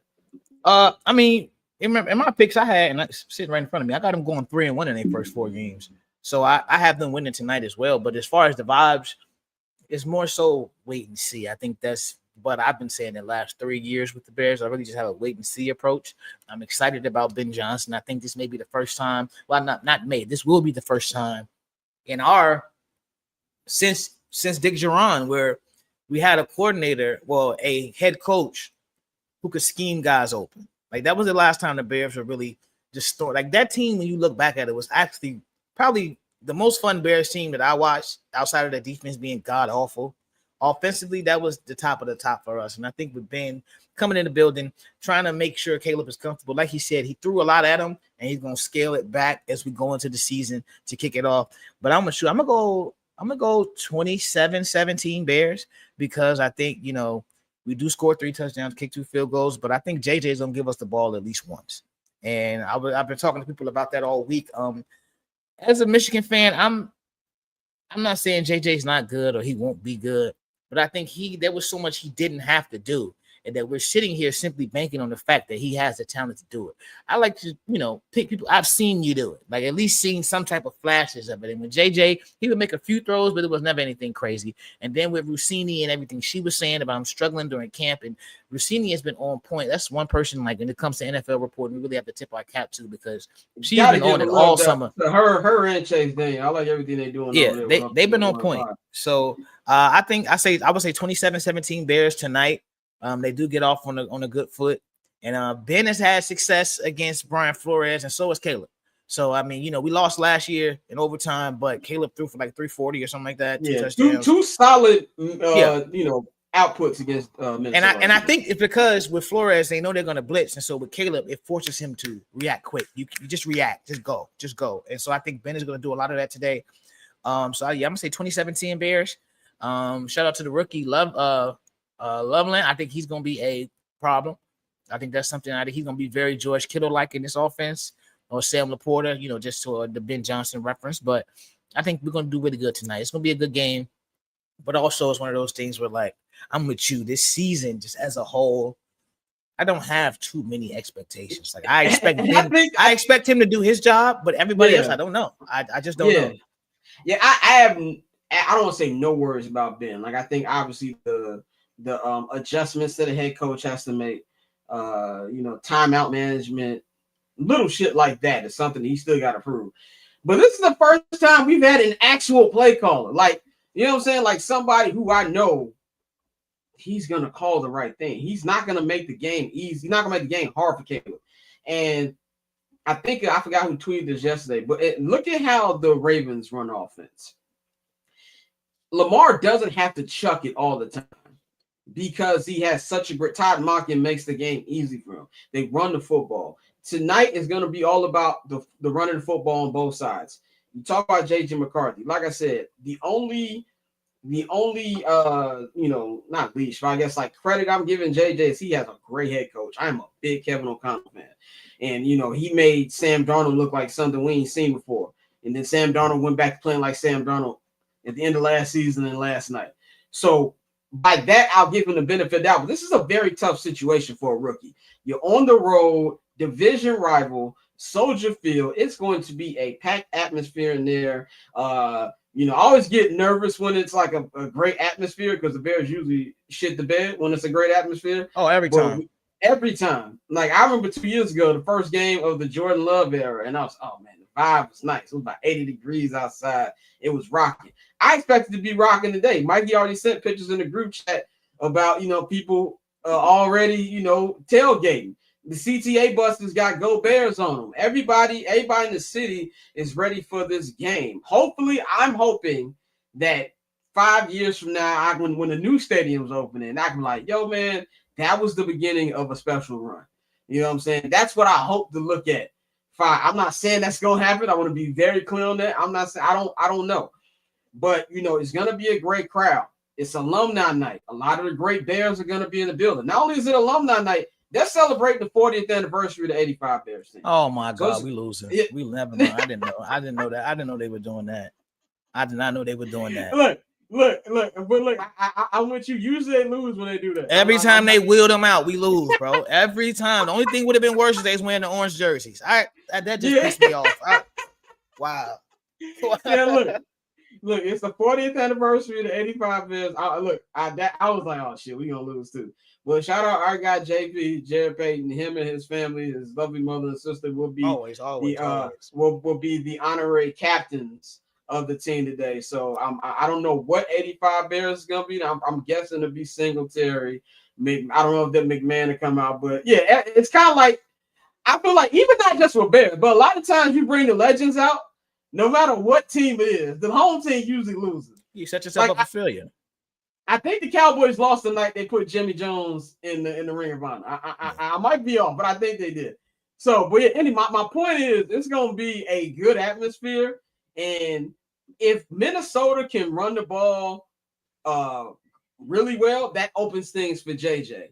You know what I'm saying? If you shut that run down and make JJ McCarthy beat you, then you put yourself in a good position. So did y'all see Rome not knowing who Singletary? I'm gonna shoot Rome some bail. Yeah. The reason I'm gonna shoot Rome some bail, Singletary was dominating before I was born, and I'm about 14 years older than Rome. So I'm gonna shoot Rome some bail. I'm gonna shoot Rome. 85 Bears was 4 years before I was born. All right, so I'm gonna shoot Rome some bail on that one. And you knew who Urlacher and Forte was, and that's even still a little bit older than him. But yeah, and what I expect from Caleb today is just what I want to see from Caleb. What I'm going to be looking at all season is two things: avoiding sacks and getting the ball out quick. Those are the two things I'm going to be looking for with Caleb. Because, yes, 68 sacks, bad offensive line, half of them shits was on Caleb. And at least 30 were on Caleb. So those are two things we're going to be looking at. I think it's going to be a very simple game. I think DeAndre Swift, who I believe had an underrated year last year because he had shit offensive line and had coaches that didn't know what to do with him. This is a guy who had the chip on the shoulder. Swift, he been in his Philly bag this offseason. He been pissed. He wants to go out there and show people what he's capable of. He's got a coordinator in Ben who knows how to use him from his time in Detroit. And I expect a lot of Cal Monungai. I'm with you, Dante. I think Colston Loveland has a big game. Here's I want to say hot take, but my bold prediction. Luther Burden makes a really big catch tonight.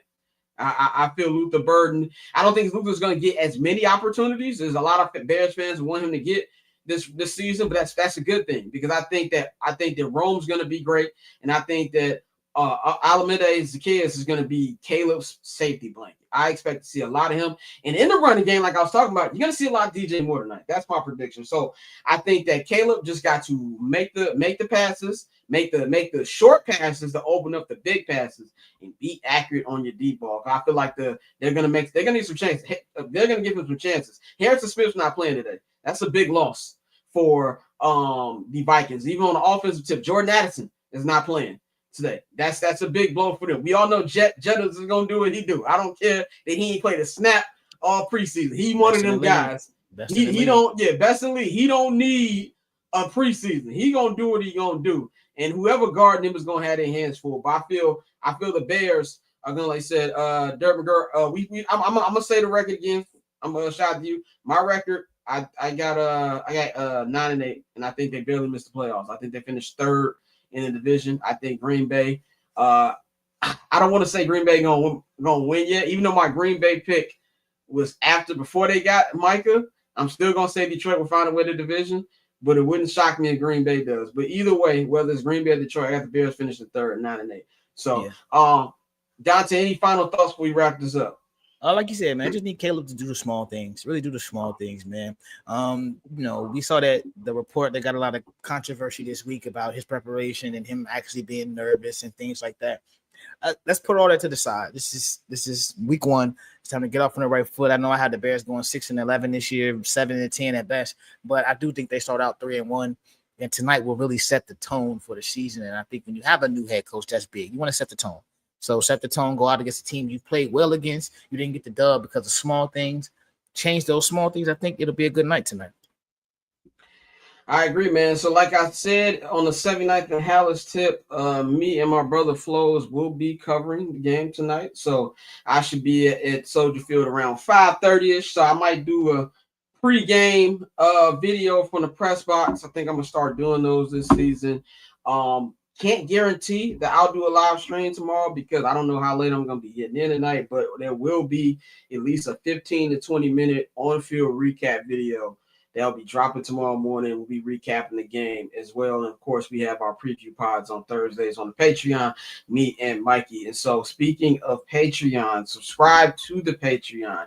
If you are watching this on a smart TV or whatever, or iPad, take your phone up to the QR code, scan it. It will take you to all of the different tiers. We got Summer Sessions tier, which I know we ain't done a Summer Sessions in about 2 months.